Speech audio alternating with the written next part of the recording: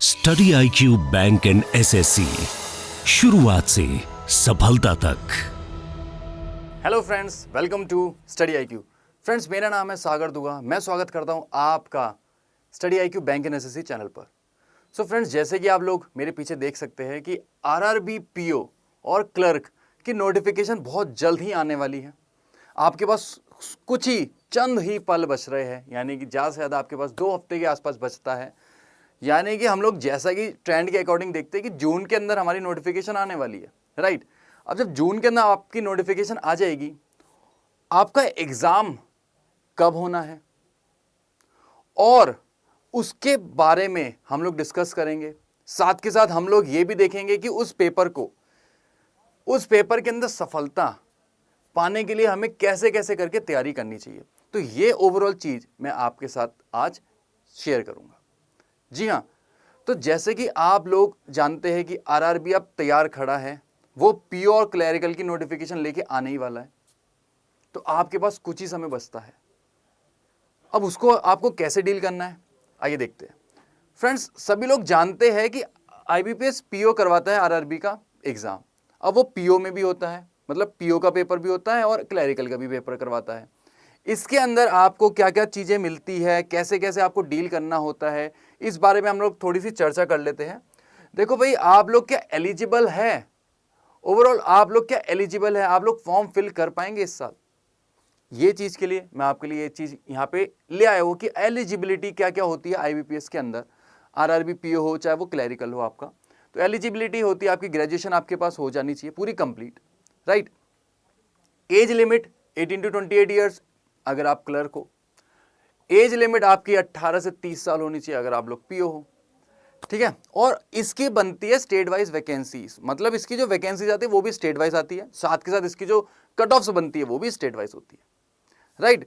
इसके अंदर आपको कोई भी डिस्क्रिप्टिव पेपर नहीं देना पड़ता, जैसे कि आप लोग IBPS PO या फिर SBI PO के अंदर देखते हैं। तो ये ईजी हो जाता है, ठीक है, अगर आप कंपेयर किया जाए तो। और अगर आप लोग क्लर्क का पेपर दे रहे हैं तो आपको इंटरव्यू भी नहीं फेस करना पड़ता, और अगर आप लोग PO का पेपर दे रहे हैं तो आपको प्री मेंस के बाद इंटरव्यू फेस करना पड़ता है। इंग्लिश सब्जेक्ट वो एक ऑप्शनल होता है, यानी कि आपके पास एक चॉइस है। अगर आप हिंदी मीडियम के स्टूडेंट हैं तो आपके पास एक चॉइस है कि आप हिंदी लैंग्वेज को ऑप्ट कर सकते हैं, और इसके अंदर कोई भी सेक्शन वाइज टाइमिंग नहीं होता जैसे कि और अदर एग्जाम्स में होता है। मतलब आपके पास एक कंपोजिट टाइम होगा 1 घंटे का, सिमिलरली ऐसे आपके पास 2 घंटे का समय होगा मेंस के अंदर। तो यहाँ पे आपको इस पेपर को डील करना है, राइट। इतनी बात समझ में आ गई, चलिए आगे बढ़ते हैं। सर, यहाँ तक हम लोग एलिजिबल हो रहे हैं और हमें क्या क्या चीज़ें जाननी चाहिए, है ना। तो आप लोगों को क्या क्या चीज़ें जाननी चाहिए, आइए देखते हैं। प्री और मेंस होता है IBPS RRB के अंदर, ठीक है।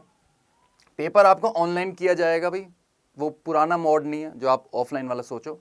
साथ के साथ objective type multiple choice questions आते हैं, जी हाँ sir. Pre exam carries 80 questions, pre में आपके 80 क्वेश्चंस आते हैं और वो 80 मार्क का पेपर होता है आपका। एक क्वेश्चन 1 नंबर का होता है, ठीक है। और आपके पास जो टाइमिंग होता है वो 45 मिनट्स होते हैं प्री में। अगर आप लोग मेंस की बात करते हैं तो आपको मिलेंगे 200 क्वेश्चंस और 200 मार्क का पेपर होता है। लेकिन इसके अंदर ये नहीं होता कि मैं ये बोल दूं आपसे कि 1 नंबर का 1 क्वेश्चन होता है, क्योंकि जो आपकी कंप्यूटर सेशन होता है ना, जो कंप्यूटर का सेक्शन होता है, वो उसके जो नंबर मिलते हैं वो 0.5 मिलते हैं। अब यहाँ पे जब जो 40 क्वेश्चन आते हैं कंप्यूटर के, तो वो 20 नंबर आपको मिलते हैं। तो जो 20 नंबर बचे ना, वो रीजनिंग और मैथ्स में चले जाते हैं, राइट।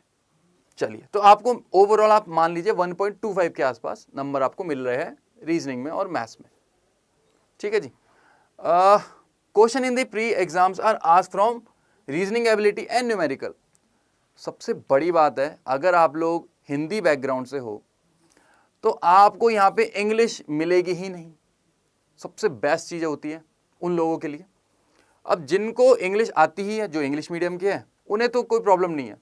इंग्लिश आए नहीं आए उन्हें कोई प्रॉब्लम नहीं है। हिंदी मीडियम वालों को मुझे नहीं लगता कि कोई प्रॉब्लम होगी, ठीक है। बाई चांस क्वेश्चन आप देखो, यहाँ पे सिर्फ और सिर्फ रीजनिंग और मैथ्स मिलने वाली है। 40 आपके पास जो समय होता है वो होता है 45 मिनट्स। 40 क्वेश्चन रीजनिंग के, 40 क्वेश्चन मेंस के आपको मैथ्स के मिलने वाले, राइट। चलिए इतनी बात हम लोग जान गए। सर अगर हमारा प्री निकल जाए तो हम लोग मेंस में पहुंच जाएंगे, राइट, पहुंच जाओगे और आपको पहुंचना भी है, इसी साल पहुंचना है, ये बात दिमाग में रखनी है पहले से ही। और जब आप मेंस में पहुंच जाओगे तो आपको जो जो सेक्शंस को देखना है, मतलब जो जो सब्जेक्ट्स आप लोग देखेंगे वो क्या है आपके, रीजनिंग, मैथ्स, जीए, कंप्यूटर, इंग्लिश। अच्छा इंग्लिश की जगह आपको हिंदी भी मिल सकती है, मतलब आप लोग चाहे तो इंग्लिश और हिंदी में चॉइस भी कर सकते हैं। There is a penalty for wrong questions, 0.25 marks are deducted from each question. अगर आप लोग गलती करते हैं तो आपके 0.25 मार्क्स कट जाएंगे। तो गलती नहीं करनी है, गैस नहीं मारने हैं, नहीं तो आपकी नेगेटिव लग जाएगी, और नेगेटिव करना तो यार सही नहीं है, खतरे से खाली नहीं है भाई। ओके फ्रेंड्स, चलिए ध्यान से देखना, ये आपका एक जो टेंटेटिव कैलेंडर होता है आईबीपीएस का, उसने साफ साफ बता रखा है भाई आपका जो आरआरबी पीओ आएगा भाई 13 नंबर का है, 2024 का जो आने वाला है, ठीक है। आरआरबी 13 नंबर का करवाने वाला है, ऑफिस असिस्टेंट आरआरबी पीओ, ठीक है जी। आइए देखते हैं, जो आपकी प्री की डेट्स है वो 3 अगस्त से आपका पेपर स्टार्ट होने वाला है, 3 अगस्त, 4 अगस्त, 10, 17, 18। पहले आपको मिलेगा पीओ, यानी कि आपके 3-4 को चांसेस है पीओ का पेपर हो जाए, और 10, 17, 18 को आपका क्लैरिकल का पेपर हो जाए, क्योंकि मैक्सिमम लोग क्लैरिकल का फॉर्म ज़्यादा भरते एज पर ट्रेंड, ठीक है। तो ये 3 दिन चला जाएगा मेरे हिसाब से क्लैरिकल के लिए, ठीक है। अब जब मेंस की बात करते हैं तो देखो, ऑफिसर स्केल 1 29 तारीख को होगा आपका, यानी कि सितंबर में, और ऑफिसर असिस्टेंट होएगा आपका 6 कब, अक्टूबर में। तो ये चीज़ पहले हो रही है, तो चांसेस ज़्यादा से ज़्यादा क्या है कि सर ये वाली जो चीज़ है ना, पहले आपका पीओ का पेपर हो जाएगा, तभी उसका पहले मेंस लिया जा रहा है, और ये चीज़ बाद वाली क्लैरिकल की हो जाएगी, उसका बाद में मेंस लिया जा रहा है। लेकिन ज़्यादा लंबा समय नहीं है, आप देख सकते हो 1 हफ्ते का ही समय मिलने वाला है आपको, गैप जो मिलेगा लास्ट में सितंबर में, ठीक है। और यहाँ पे भी आप देख सकते हो, आप जैसे इससे बचेंगे, मतलब आपने पीओ का प्री दिया, आप सीधा मेंस आप क्लैरिकल का प्री देने जाएंगे अगले हफ्ते ही, राइट। चलिए सर इतनी बात तो हमें समझ में आ गई है, आगे बढ़ते हैं। लास्ट ईयर की वैकेंसीज कितनी थी सर, वैकेंसीज वो बता दीजिए, ये दिमाग में डाउट रहता है कि सर वैकेंसीज कितनी देता है आरआरबी।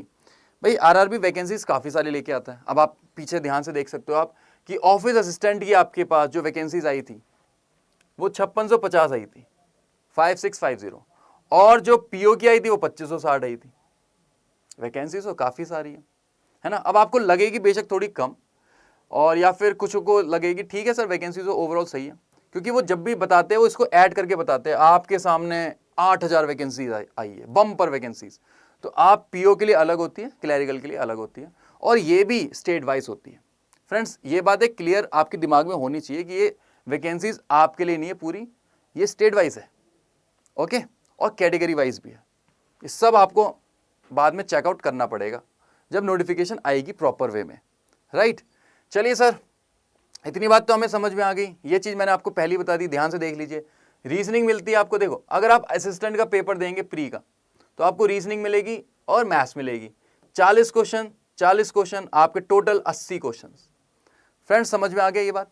और मार्क्स आपके कितने होंगे सर, वही चीज़ 40 मार्क और 80 mark, 80 question 80 mark, 1 mark for each question. अगर आप लोग नेगेटिव करते तो 0.25, और क्यूमुलेटिव टाइम फॉर 45 मिनट, जैसा कि मैंने आपको पहले ही बता दिया।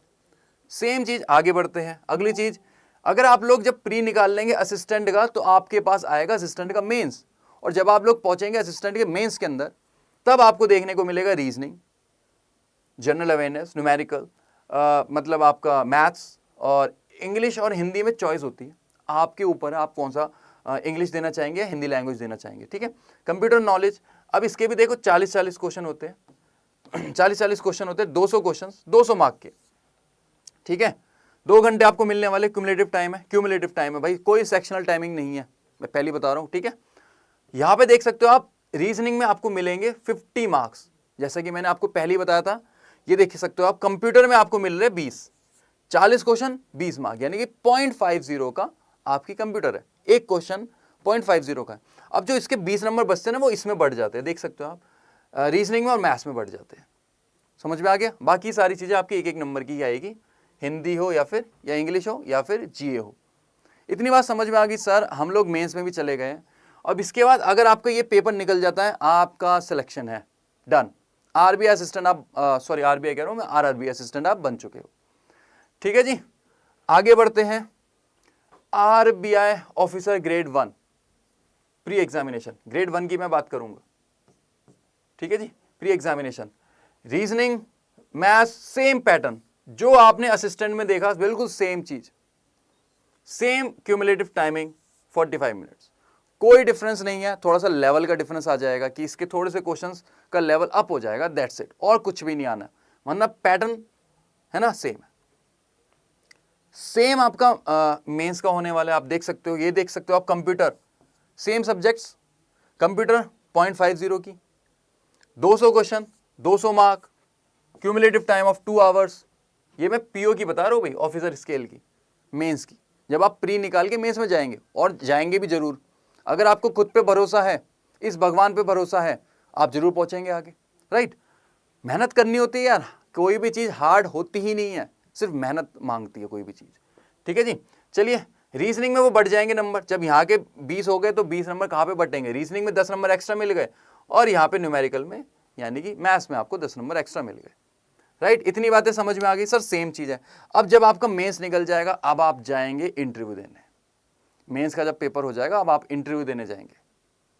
फाइन, इतनी बातें सभी को समझ में आ गई सर। नोटिफिकेशन के बाद ये सारी चीजें आपको जाननी चाहिए। बात कर लेते हैं कि सर सिलेबस क्या है। सिलेबस भी तो पता होना चाहिए, नोटिफिकेशन आ जाएगी, सिलेबस पता नहीं है, मेहनत कैसे करेंगे, पेपर कैसे निकालेंगे। पेपर तो आ जाएगा आपका अगस्त में, खड़ा ही है 3 अगस्त को, मैंने आपको कैलेंडर दिखाई दिया। मैथ्स में क्या क्या चीजें मिलने वाली, ये आपके सामने पूरा का पूरा, इसका स्क्रीनशॉट ले लेंगे आप लोग सभी। ये आपको सारे चैप्टर्स मिलने वाले हैं, जो इसके अंदर जो मुख्य होते हैं ना, जो मेन आपको मैं प्री के लिए बता देता हूँ, जो प्री के लिए मैं बताता हूँ आपको। तो प्री में सबसे ज्यादा जो आपसे पूछा जाता है ना, वो सिंप्लीफिकेशन पूछा जाता है। ठीक है, सिंप्लीफिकेशन पूछा जाता है। वो किधर है भाई, इसके अंदर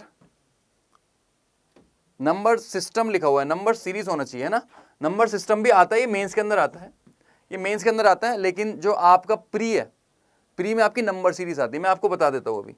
ठीक है, जो प्री है ना, जो प्री है उसमें क्या क्या चीज आती है मैं आपको बता देता हूँ, ध्यान से देखेंगे सभी लोग। ठीक है सर, हमें जो मैथ्स के अंदर मिलने वाली है चीजें, मैथ्स के अंदर जो चीजें मिलने वाली है, जो सबसे ज्यादा जो आपको ध्यान से देखनी है, वो 3 सेक्शंस होते हैं मैथ्स के अंदर। सर 3 सेक्शंस होते हैं, यस यस 3 सेक्शंस होते हैं। एक तो स्पीड मैथ होता है। अब स्पीड मैथ कौन सी वाली मैथ होती है सर, एक तो मिलेगा आपको सिंप्लीफिकेशन। ठीक है, अच्छा इसके अंदर सर अप्रॉक्स भी बोल सकते हैं आप, अप्रॉक्सीमेशन भी मिल जाते हैं, अप्रॉक्सीमेशन। ठीक है, और जो अगली चीज मिलती है वो क्या हो जाती है, जो अगली चीज मिलती है वो क्या हो जाती है भाई, सिंप्लीफिकेशन के बाद जो अगली चीज मिल जाती है वो नंबर सीरीज मिल जाती है। भाई आपको नंबर सीरीज मिल जाएंगे सर, इसको भी बड़ी तेजी से करना होता है, बहुत स्पीड से करना होता है, राइट। और अगली जो चीज मिलती है क्वाड्रेटिक इक्वेशंस मिलती है, आप लोग इसको इनइक्वालिटी भी बोलते हैं, क्वाड्रेटिक इक्वेशंस। चलिए इतनी बात तो हो गई। अब यहां पे आपको जो दूसरी चीज मिलती है वो क्या मिलती है सर, डीआई, डाटा इंटरप्रिटेशन। एक तो स्पीड मैथ मिल गई, देख सकते हो, और डाटा इंटरप्रिटेशन मिल गया। और जो तीसरी चीज होती है वो होती है अर्थमेटिक।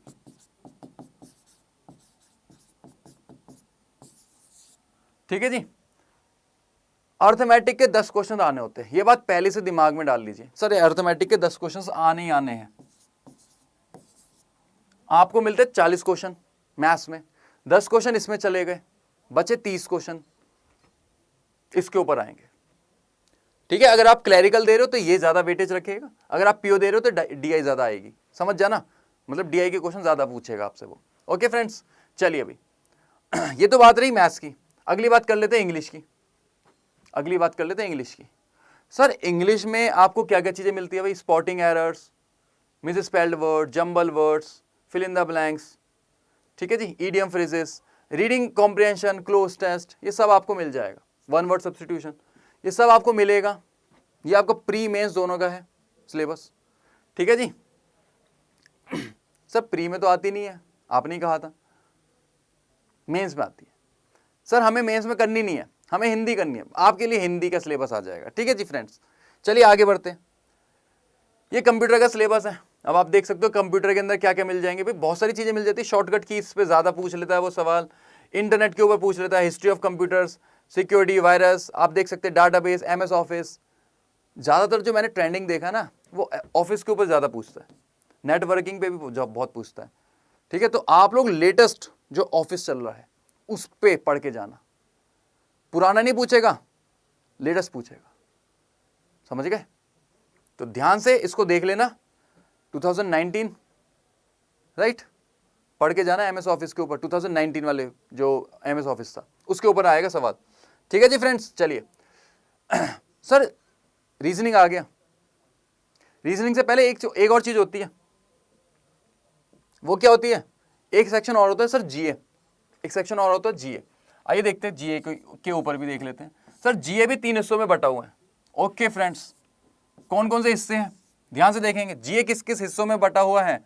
सर एक आता है करंट अफेयर्स, सर सबसे बड़ी वेटेज रखता है यही। अगर किसी बच्चे ने सिर्फ और सिर्फ करंट अफेयर्स पढ़ के गया ना, कोई करंट अफेयर्स ही पढ़ के गया है, तो उसकी जीए बहुत अच्छी गई, सीधी सी बात मैं क्लियर बोल देता हूं। लेकिन दूसरी चीज भी आती है sir banking awareness. Sir banking awareness भी बहुत पूछता है वो। ओके फ्रेंड्स, बैंकिंग अवेयरनेस पे भी बहुत सवाल पूछता है। और लास्ट में जो एक और चीज बचती है वो स्टैटिक अवेयरनेस पूछता है। ठीक है जी, ये आपका समझ में आ गया। आपको क्या लिखा है मैंने? ये स्टैटिक लिखा है, और ये लिखा है बैंकिंग, और ये लिखा है मैंने क्या चीज? Current affairs. मैक्सिमम जो आपसे पूछा जाएगा 40 में से आपके लगभग 30 के आसपास क्वेश्चन करंट अफेयर्स के। लगभग आपके 7 या 8 क्वेश्चंस बैंकिंग अवेयरनेस के हैं। 3-4 क्वेश्चन आप मान लीजिए, लगभग 2-3 क्वेश्चन आप मान लीजिए आपके स्टैटिक अवेयरनेस के। तो ये आपके सवाल पूछे जाते हैं। ये ट्रेंडिंग है भाई, यही पैटर्न हमेशा चलता आया है और आगे भी चल रहा है। 2024 में ऐसे ही कुछ आने वाला है, तैयार रहना। करंट अफेयर सबसे ज्यादा पढ़ने हैं और लास्ट 6 मंथ्स पे फोकस कर लेना बस, लास्ट 6 मंथ्स। फ्रेंड्स समझ में आ गए? चलिए आगे बढ़ते हैं। अब अगली चीज आती है रीजनिंग सब्जेक्ट। सर रीजनिंग में क्या क्या सब्जेक्ट क्या क्या टॉपिक्स आते हैं, आइए देख लेते हैं। Syllogism, inequality, coding decoding, blood relation, alphabetical series, order ranking, direction and distance, ठीक है, सिटिंग अरेंजमेंट, पजल। सर बस यहीं तक आएगा, सर बस यहीं तक आएगा। कहां पे आएगा? प्री में आएगा, प्री में आएगा सर। 40 नंबर, 40 क्वेश्चन इसी में बन जाएंगे। थोड़ा बहुत मिसलेनियस का पार्ट बोलते हैं कुछ लोग, वो मिसलेनियस क्या होता है? वो मिसलेनियस इसके ऊपर बन जाते हैं, अल्फाबेटिकल सीरीज के ऊपर, मतलब अल्फाबेट के क्वेश्चंस आ गए, कोडिंग के क्वेश्चन आ गए कुछ, उसे मिसलेनियस पार्ट बोलते थे आप लोग, है ना। और कुछ वोकैब वाला एक क्वेश्चन आ जाता है कि फर्स्ट लेटर और थर्ड लेटर और फिफ्थ लेटर, एक वर्ड लिखा होता है, उसका फर्स्ट थर्ड फिफ्थ को उठाइए लेटर्स को, और कौन सा मीनिंगफुल वर्ड बनता है, कितने मीनिंगफुल वर्ड बन जाते हैं।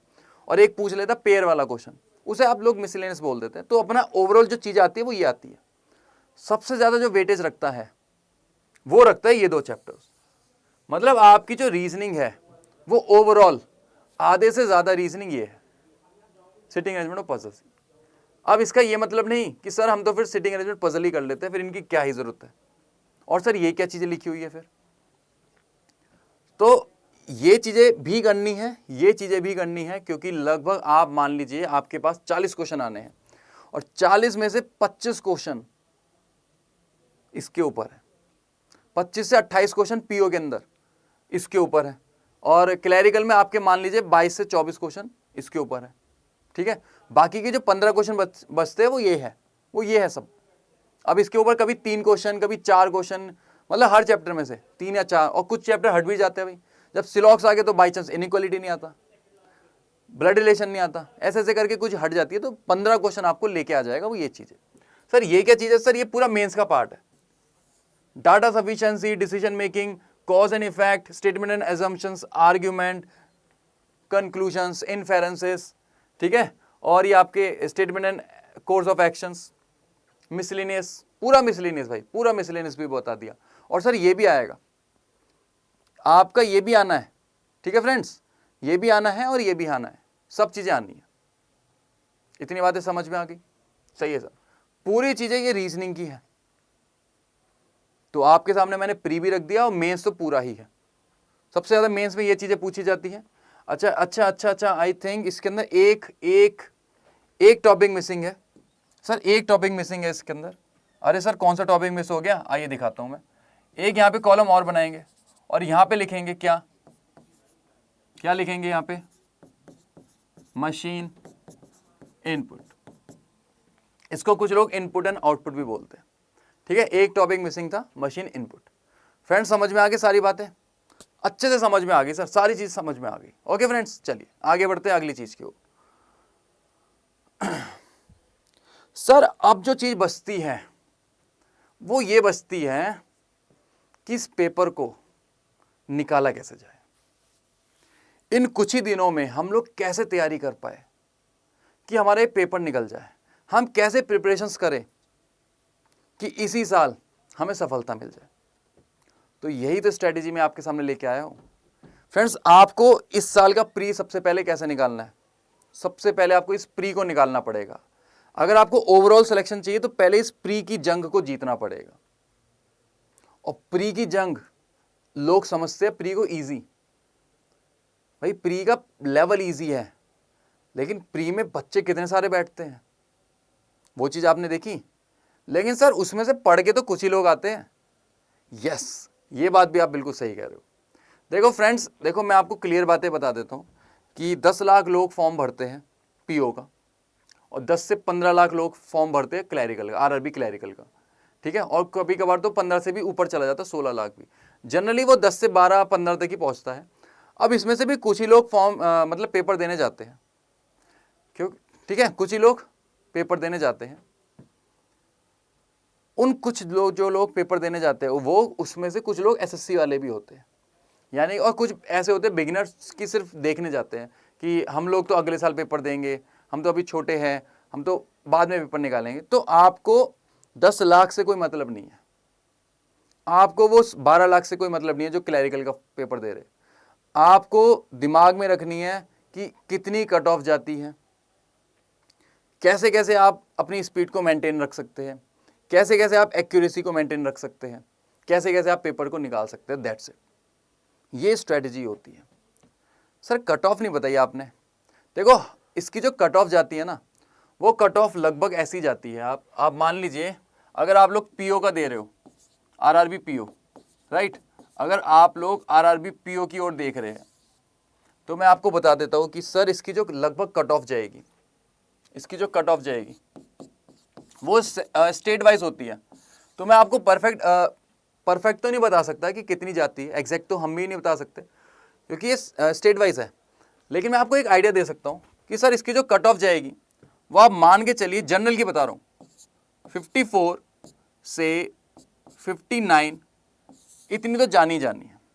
54 से 59 इतनी तो जानी है। सर ये कितने में से बताइए आपने, आउट ऑफ 80, ठीक है जी, आउट ऑफ 80।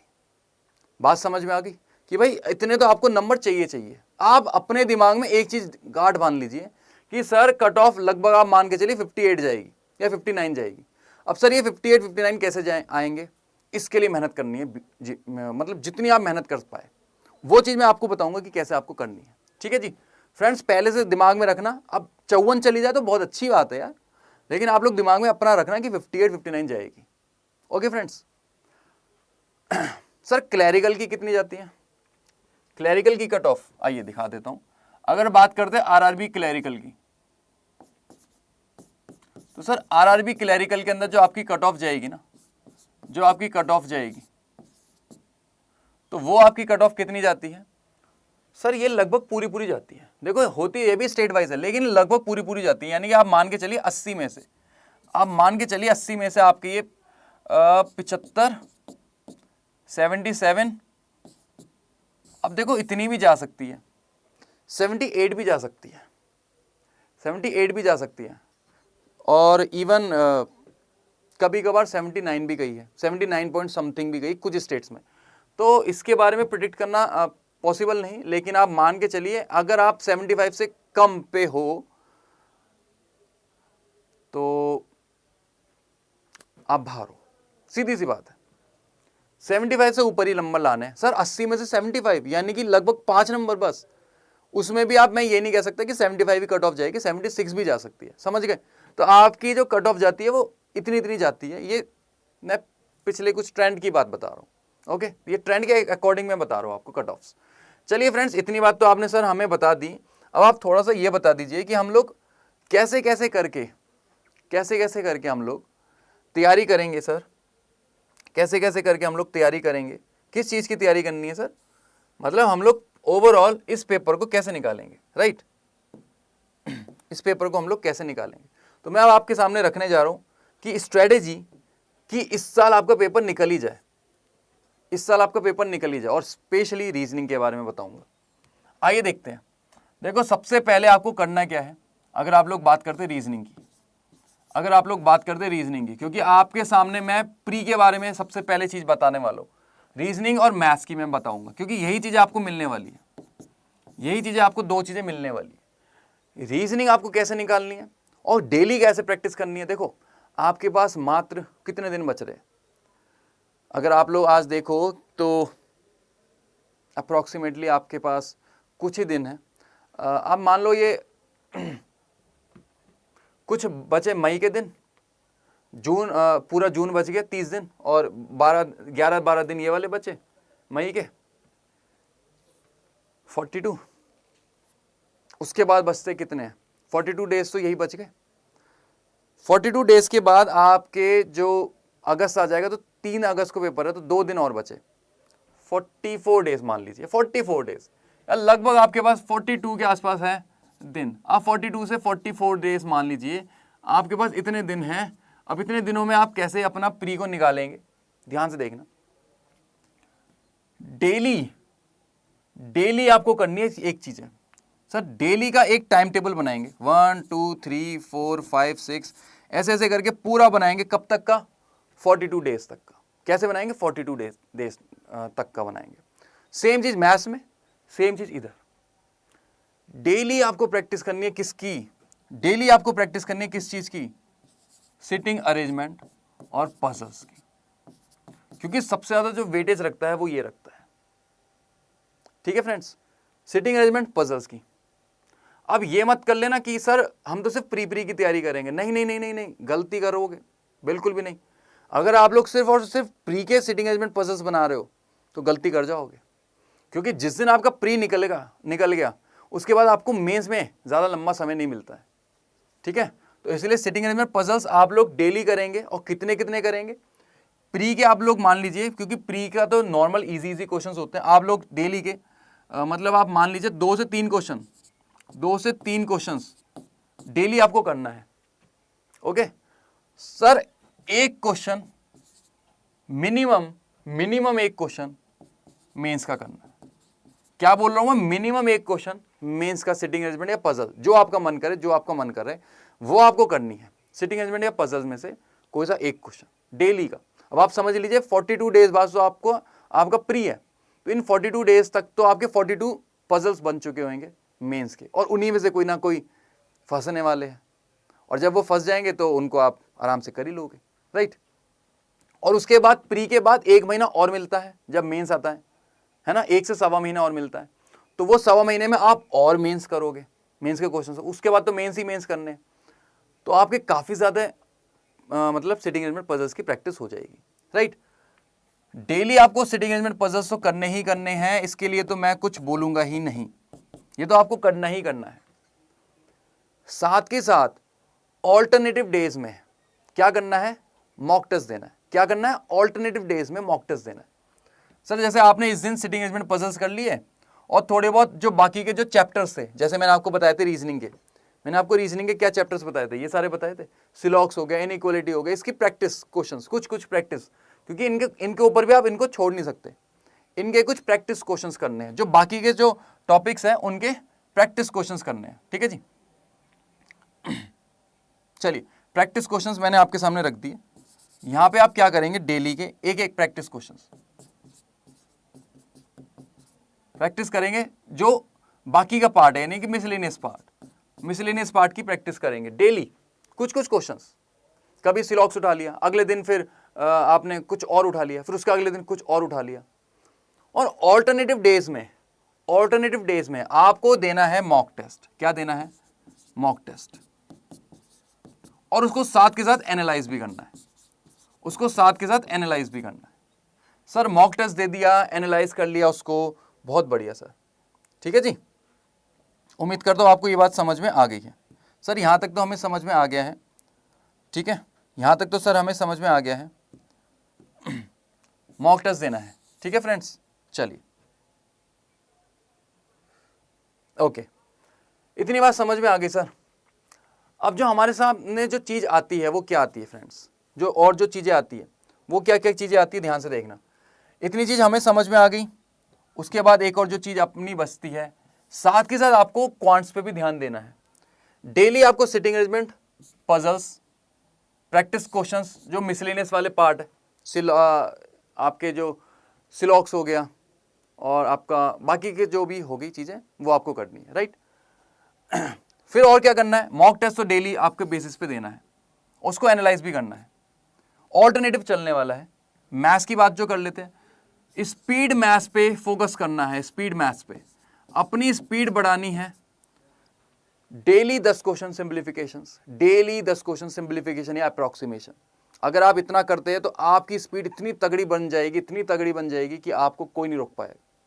फिर आपके पास समय भी बचेगा एग्जाम्स में, क्योंकि एक कंपोजिट टाइम होता है, समय बचेगा, आप आराम से डीआई भी कर सकते हो, अर्थमेटिक भी कर सकते हो। इसलिए स्पीड बढ़ा लेना। सर हमें डीआई भी करनी है, डीआई आपको डेली नहीं कहूंगा मैं, आपको इसको ऑल्टरनेटिव कह दूंगा कि डीआई भी आप ऑल्टरनेटिव डेज में कर लीजिए, लेकिन 2 से 3 डीआई आपको करनी ही करनी है। 2 से 3 डीआई आपको डेली बेसिस पे कर लीजिए या ऑल्टरनेटिव डेज में कर लीजिए, करनी ही करनी है। 2 ही तो चीज़ें बोल रहा हूँ मैं आपको। इतना यार काफ़ी लंबा दिन होता है, आप ये मत सोचना कि सर आप तो बहुत सारा बता रहे हो। नहीं नहीं नहीं, कुछ भी नहीं बता रहा हूँ मैं, नॉर्मल चीज़ें बता रहा हूँ। 10 क्वेश्चन करने में स्पीड मैथ्स के कितने मिनट लगने चाहिए? ये मैक्सिमम है 10 मिनट, ये भी मैक्सिमम है, क्योंकि या ज़्यादा से ज़्यादा 15 मिनट मान लीजिए। फिर उसके बाद टाइमिंग कम भी तो करना है आपको, क्योंकि आप ढूंढेंगे क्वेश्चंस, उसके बाद करेंगे। 2 से 3 क्वेश्चन करने में कितना समय लग जाएगा यार? अगर आपको बाई चांस टाइम लगता भी है तो 5 मिनट, तो 3 क्वेश्चन करने में 15 मिनट। फिर से यहाँ पे देखो 15 मिनट। अगर आपको टाइम लगता है 10-10 मिनट भी लगते हैं अभी, तो मान लीजिए आप आधा घंटा भी मान लो। कितना घंटे हो गए यार? कुछ भी नहीं दे रहा हूं मैं आपको अभी, ठीक है। मॉक टेस्ट करने के लिए 1 घंटा, उसको एनालाइज करने के लिए 1 घंटा। वैसे होता है मॉक टेस्ट 45 मिनट्स का है, तो आप चाहे तो 2-2 कर सकते हैं, लेकिन 2 आपको कब करने हैं? जब आपका पेपर आने ही वाला हो, राइट। जब आपका पेपर आने वाला हो, यानी कि लास्ट के 1 हफ्ता कुछ भी नहीं एक्स्ट्रा करना, सिर्फ mock test, mock test, mock test. एक ही चीज बचती है लास्ट में, लास्ट का 1 वीक। मॉक टेस्ट दो, एनालाइज करो, मॉक टेस्ट दो, एनालाइज करो, मॉक टेस्ट दो, एनालाइज करो, यही बचती है। स्पीड बढ़ जाएगी, 1 हफ्ते के अंदर पेपर क्रैक। फैक्ट बात है यार, मैंने खुद निकाला अपना, आप भी निकालोगे, ठीक है जी। चलिए आगे बढ़ते हैं। इतनी बात तो समझ में आ गई sir. Speed maths alternative days में ध्यान से देख लेना भाई। डीआई आप चाहो तो ऑल्टरनेटिव डेज रखते हो, स्पीड मैथ्स तो डेली चाहिए। ये तो डेली चाहिए सर हमें, डेली स्पीड मैथ्स। अर्थमेटिक की बात कर लेते हैं। अर्थमेटिक के लिए आप लोग ऐसा करिए, पहले एक एक करके चैप्टर्स उठाइए, एक एक करके चैप्टर्स, क्योंकि अब आपका इतने, इसके बाद भी आपके पास बहुत समय बचेगा। तो उस समय के लिए आप लोग जिस भी चैप्टर में उलझते हैं, मुझे लगता है मैथ्स में आप उलझोगे, रीजनिंग में अगर आप लोग उलझते हो, तो आप उस टॉपिक्स को उठाइए जिस पे आप उलझते हो। मेरे हिसाब से सिलॉक्स पे आप अटकोगे, सिलॉक्स पे फोकस करिए रीजनिंग में। मैथ्स में अगर आप by chance profit and loss पे अटकते हो, प्रॉफिट एंड लॉस की प्रैक्टिस करिए, ठीक है। तो ये आपको करना है, डेली करना है। ऐसे ऐसे करके आपको हर एक टॉपिक पे कमांड बनानी है, किसी भी टॉपिक को छोड़ना नहीं है। अगर आपने एक भी टॉपिक छोड़ा, आप समझ लीजिए दिक्कत आ जाएगी, क्योंकि क्लैरिकल के अंदर तो आप छोड़ भी नहीं सकते कुछ। 75-76 की कट ऑफ जाती है, कभी कभार तो 79 की कट ऑफ जाती है। तो 80 में से 79 कैसे ला पाओगे आप, अगर आपने कोई चैप्टर छोड़ दिया तो? समझ गए? इधर छोड़ दो, आप कुछ सकते ही नहीं हो। फ्रेंड्स इतनी बात तो समझ में आ गई। और कुछ? मुझे लगता है आपको हर एक बात मैंने बता दी है कि आपको प्री कैसे निकालना है इस बार। डेली अगर आप इस बेसिस पे चलते रहे, आप हर एक चैप्टर को भी एनालाइज करते रहे, हर एक दिन, हर एक चैप्टर को डेली करना है। मतलब आपने एक दिन प्रॉफिट एंड लॉस उठा लिया, ठीक है, और फिर उसके बाद अगले दिन आपने कोई दूसरा टॉपिक उठा लिया, लेट्स से परसेंटेज उठा लिया, कुछ भी आप उठा रहे हैं, उसको निपटा के छोड़ेंगे, उसके ऊपर कुछ क्वेश्चंस देखेंगे। मॉक टेस्ट के अंदर तो आपको मिलते ही रहेंगे क्वेश्चंस, वो भी आप करेंगे। एनालाइज करना जरूरी है, विदाउट एनालाइज आपका मॉक टेस्ट माना ही नहीं जाएगा। अगर बाई चांस आपके नंबर आ रहे हैं 55 नंबर, तो फायदा क्या? आप 80 में से 55 ला रहे हो, सपोज करो आपने आरआरबी पीओ का मॉक दिया, आपके 55 नंबर आए, फायदा क्या? आपने एनालाइज तो किया ही नहीं। अब आगे के नंबर तो कभी बढ़ेंगे नहीं, आप अगली बार दोगे फिर भी आपके 55-56 आ जाएंगे, आप उसके अगली बार दोगे फिर भी आपके 56-57 आ जाएंगे, मतलब आप उसी रेंज में घूमते रहेंगे, 54, 55, 56, 57 इन्हीं रेंज में घूमते रहेंगे। अब आपको 60+ लेके आने, बाई चांस आपकी 59 कट ऑफ चली गई, मैंने बोला था कि बाई चांस आपकी आरआरबी की 59 कट ऑफ चली गई, तो आप कैसे करेंगे आरआरबी पीओ की? तो उम्मीद करता हूँ आपको इतनी बातें समझ में आ गई है। ज़्यादा मैं आपके सामने कुछ और नहीं कहूँगा, सिर्फ इतना कहूँगा कि practice makes a man perfect. अगर आपको खुद पे भरोसा है, अगर आपको इस ईश्वर पे भरोसा है, तो कोई ताकत नहीं है, किसी की मजाल नहीं है कि आपको रोक पाए। सिर्फ एक बंदे में ताकत है जो आपको रोक सकता है, वो है आप खुद। अगर आप चाहोगे कि यार मुझसे ये वाला पेपर तो होना नहीं है, तो कोई ताकत नहीं है कि आपका पेपर निकल जाए। लेकिन अगर आपने ठान लिया कि सर मुझे इसी साल पेपर निकालना है, मतलब निकालना है, तो कोई ताकत नहीं आपको रोक पाए। उम्मीद करता हूं आपको ये बात समझ में आ गई है। और जो लोग बिल्कुल ही बिगिनर्स हैं, सर हमें तो कुछ अता पता ही नहीं, हम कैसे निकालेंगे, आपने तो हमें बोल दिया मॉक टेस्ट दीजिए, आपने बोल दिया सिटिंग अरेंजमेंट पजल्स दीजिए, अब हम लोग कैसे निकालेंगे? तो फ्रेंड्स उनके लिए भी एक इलाज है, अब उनके लिए क्या इलाज है, आइए देखते हैं।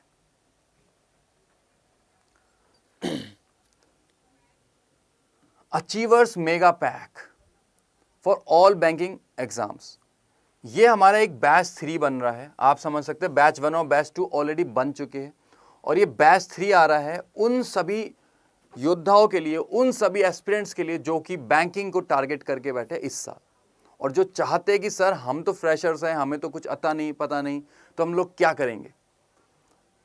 ये बैच स्टार्ट होने वाला है, कब होने वाला है आप ध्यान से देख सकते हैं। ये बैच आपका स्टार्ट हो जाएगा 23 मई, डेली आपकी क्लासेस होगी 4 बजे। 23 मई से ये बैच स्टार्ट हो रहा है। अगर आपने बाय चांस 23 मई वाला बैच छोड़ दिया, आप सोचेंगे कि अरे अभी तो समय है, हम लोग बैच 4 लेंगे। तो फ्रेंड्स मैं आपको एक बात बता देता हूँ कि बैच 3 लगभग तब तक ही होएगा जब तक आपका प्री आ रहा होगा, क्योंकि कोई भी बैच 3 महीने से कम का होता ही नहीं है। अब आपको हम लोग डिटेल में पढ़ाएंगे प्री और मेंस, तो वो 3 महीने तो मिनिमम है ना यार, समझ पा रहे हो? तो फ्रेंड्स इसीलिए इसी बैच को एनरोल कर लीजिएगा, सबसे बेस्ट है आपके लिए। और आपको जाना है स्टडी IQ की साइट पर, और वहाँ पे डालना है एक कूपन कोड सागर लाइव, जिससे कि आपको मिल जाएगा मैक्सिमम डिस्काउंट। फ्रेंड्स ठीक है सर, हम तो चाहते हैं सर हमें या तो बैंक की जॉब मिल जाए, SSC की जॉब मिल जाए, क्योंकि आप लोग कुछ होते हैं कि सर हम लोग अभी सेट नहीं हो पा रहे, हमें दिमाग में ये चल रहा है कि बस एक जॉब मिल जाए, कौन सी मिल जाए अभी आइडिया नहीं पता चल पा रहा है। आप लोग तैयारी कर लीजिए दोनों चीजों की, बैंक और SSC। ये भी हमारा बैच 3 आने वाला है। आपके सामने ये आपके फैकल्टीज हैं, जिसमें से एक रीजनिंग वाले सर भी हैं जो कि आपके सामने खड़े हैं, सागर सर, ठीक है। तो आपको यहाँ पे बैंक और SSC की चीजें पढ़ाई जाएगी। फ्रेंड्स मेरे खुद के बैंकिंग के एग्जाम्स निकले हुए हैं, मेरा लेवल बहुत हाई है रीजनिंग के अंदर, कई बार मैंने रीजनिंग में पूरे नंबर खींचे हैं। तो अब आप समझ लीजिए IBPS PO SBI PO का मेंस सब मेरे निकले हुए हैं। IBPS तो PO तो पूरा ही निकला हुआ था 2020 वाला। तो अब आप समझ सकते हैं कि जब मेरा एग्जाम निकल चुका है तो मैं आपका कैसे निकलवाऊंगा। और SSC की रीजनिंग तो बहुत ईजी होती है, और उसके अंदर भी आप लोग जो अटकते हैं तो वो कुछ ही पोर्शन होता है, उसको मैं इम्प्रूव करवा दूंगा 0 से एडवांस लेवल तक, क्योंकि मेरी रीजनिंग का लेवल इतना है और जो SSC में पूछा जाता है वो इतना पूछा जाता है। ठीक है फ्रेंड्स, ये थी आज की कुछ बातें। जो लोग भी मुझसे जुड़ना चाहते हैं वो मेरे टेलीग्राम पे मुझसे जुड़ सकते हैं। आप लोग को लिखना है रीजनिंग बाय सागर दुआ टेलीग्राम पे, या फिर इसको स्कैन कर लीजिए। आप लोग मुझसे कनेक्ट हो सकते हैं। मैं यहाँ पे कुछ ना कुछ क्वेश्चंस पोस्ट करता रहता हूँ, आपकी क्वेरीज को सॉल्व करता रहता हूँ। और आपको अगर कोई भी कोर्स परचेज करना है, जैसे कि मैंने आपको बताया था बैंकिंग का कोर्स, तो बेस्ट है आपके लिए आप स्टडी IQ की साइट पर जाइए और वहाँ पे कूपन कोड डालेंगे आप लोग। क्या वहाँ पे आप लोग कूपन कोड डालेंगे सागर लाइव। क्या डालेंगे? सागर लाइव, जिससे कि आपको मिलेगा मैक्सिमम डिस्काउंट। ठीक है, तो उम्मीद करता हूँ आपको बहुत अच्छी जानकारी मिली होगी, आपको समझ आ गया होगा कि इस साल आप लोग कैसे RRB की तैयारी करेंगे। ठीक है, और जल्दी मैं खुद YT पे मतलब नेक्स्ट वीक से ही अब मैं आने वाला हूँ और आपके लिए RRB PO का जो भी वे में मैं आपकी हेल्प कर सकता हूँ RRB PO के अंदर, कि आपको कुछ भी करके RRB PO पार करवा दूँ, उस हिसाब से मैं आपकी हेल्प करूंगा। चाहे मेरे को previous year memory based paper लाना पड़ जाए, क्योंकि प्रीवियस ईयर पेपर्स तो आते नहीं, मेमोरी बेस्ड आते हैं, है ना। कोई भी चीज़ लीक नहीं होती बैंक की। आप लोग ये बात सभी जानते हैं, नहीं भली भांति जानते होगे आप लोग कि सर बाकियों की आंसर की आती है लेकिन बैंक की आंसर की नहीं आती, तो हमें क्वेश्चंस पता नहीं चल पाते। तो हम लोग मेमोरी बेस्ड क्वेश्चंस बनाते हैं और वो मेमोरी बेस्ड क्वेश्चंस मैं आपके सामने ला सकता हूँ। नेक्स्ट वीक से मैं आपके सामने ले आऊँगा। जिस भी तरीके से हेल्प मैं कर सकता हूँ आपकी करूँगा। RRB PO में मुझे आपकी एक सीट चाहिए, उसके लिए मैं मेहनत करूँगा, आप लोग भी मेहनत करेंगे और मिलके फोड़ेंगे इस बार RRB PO को और साथ के साथ RRB क्लैरिकल को। तो चलिए, भरोसा रखना है खुद पे, भरोसा रखना है इस ईश्वर पे और स्टडी IQ पे। Thank you so much class and have a wonderful day ahead. Bye bye, love you all, जय हिंद दोस्तों। Study IQ bank and SSC, शुरुआत से सफलता तक।